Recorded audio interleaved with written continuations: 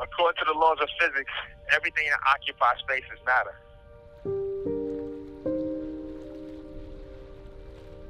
But when you're serving a life sentence, it feels like you defy physics.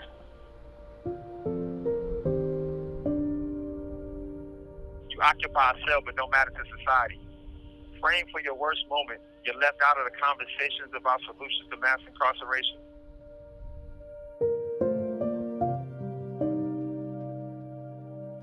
The system continues its removal of individuals without addressing the root causes of crime. Generation after generation face the same systematic issues, landing father and son in the same prison cell.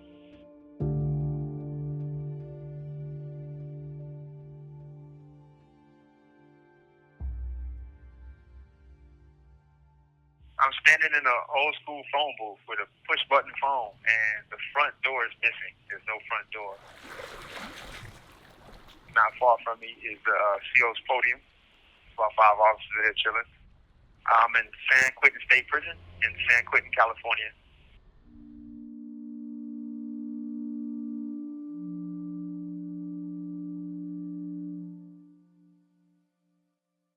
So one day I'm in my cell the whole day, and the other day I get off for 90 minutes. And so a lot of my time is waiting for that 90 minutes. But in the meantime, I get up about 5 a.m. I cut on my TV, turn to the news, and then I try to do some like curls, and just basically work out. At about 6:15, I pray. I'm Muslim. I roll my mattress back, and I start writing. Whatever, I make a checklist of things that are priority, things I want to work on. Some of it is answering letters. Some of it is writing articles and op-eds. Sometimes I'm working on a book. I just finished my last course to get an associate's degree from college, but I also signed up for another class to try to work towards a bachelor's. Freelance write. I'm a contributor writer for the Marshall Project and San Quentin News. I am an advocate for voting rights for incarcerated people, as well as laws that just make more sense, period, when dealing with the justice system or the criminal system. The reason why I say policing is flawed is because they seek to solve a crime after somebody's dead, instead of seeking to stop crime before it ever happens.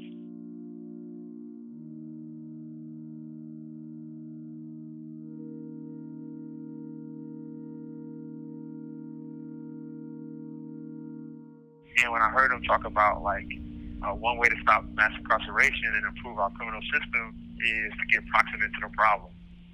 And I realized that me being proximate to the problem gave me a lot of insight. It gave me a lot of direction on the right solutions.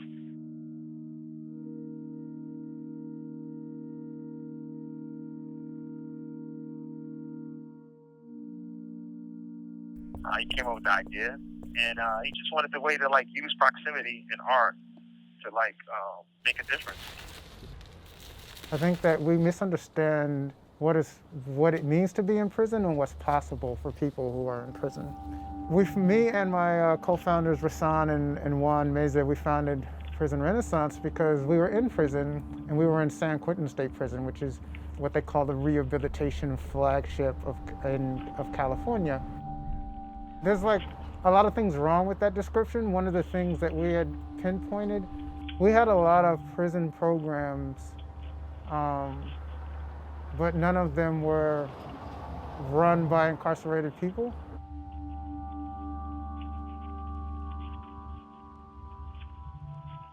How can we build a model that shows how you can serve incarcerated people without needing the approval of a prison administration? So we build our programs a lot around protected activities like First Amendment rights, hence arts and writing and journalism.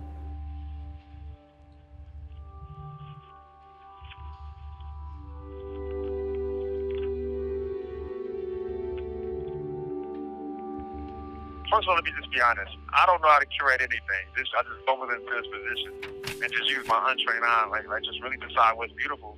And that's all art is, if you ask me. It's all about what's beautiful.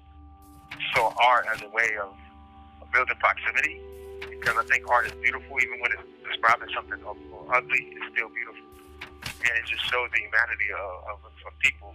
Period. But I've long been a fan of several artists here: Stan Bay, Bruce Fowler, And every artist I asked pretty much said, yes, I'm in. They just trusted me and just gave me the artwork, donated to the Prison Renaissance with just full faith that I would make something miraculous happen. And it went down pretty well.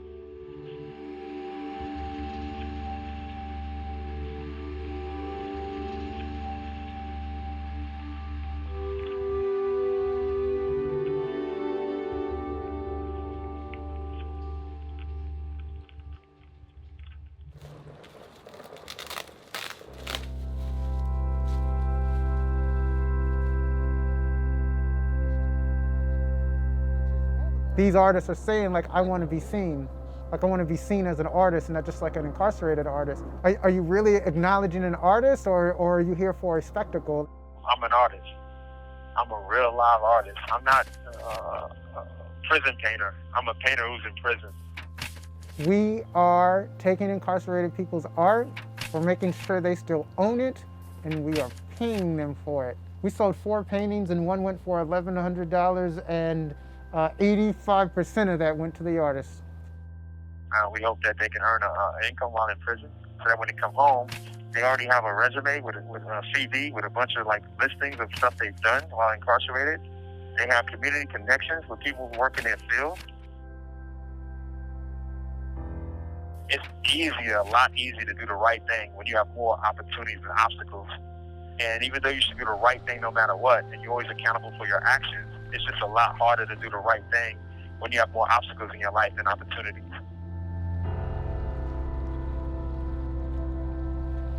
When I say incarcerated person, what do you think?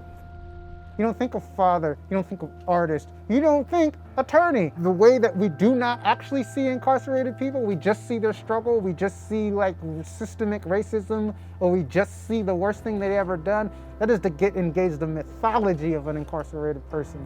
And that is not a real person. So there is no strategy that you can devise to help that person because you've yet to see the person.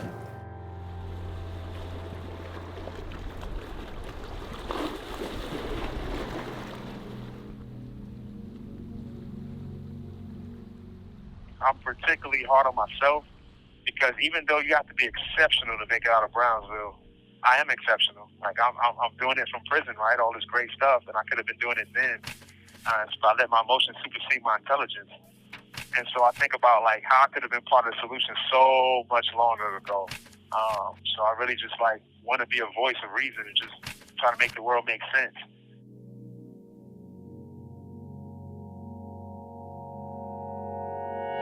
Like I tell Rasan this all the time, like, Rasan is the most honorable man I know.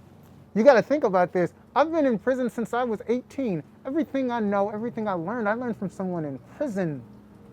My compassion, my intelligence, my politics, my drive to serve my community, someone in prison, someone who you would dismiss as a violent felon, taught me that. These men saved my life. I feel like I'm really needed out there. I know I deserve a lot for my criminal lifestyle, but I'm not that person anymore, and I feel needed. My mom's older now, and it would be great if I was there to take care of her, and I'm not. I'm hurting people by being in here. Before I was hurting people being out there, but now it's the other way around. My youngest son, I feel like he needs my guidance. We need to build a better relationship so I can guide him the right way. I just got so much to offer society. Like, I know my debt can never be paid, but I feel like I can do a better job paying it on the outside. You know what I mean? Like, you shouldn't have to, taxpayers should be paying for my dinner tonight. I should be buying you guys dinner.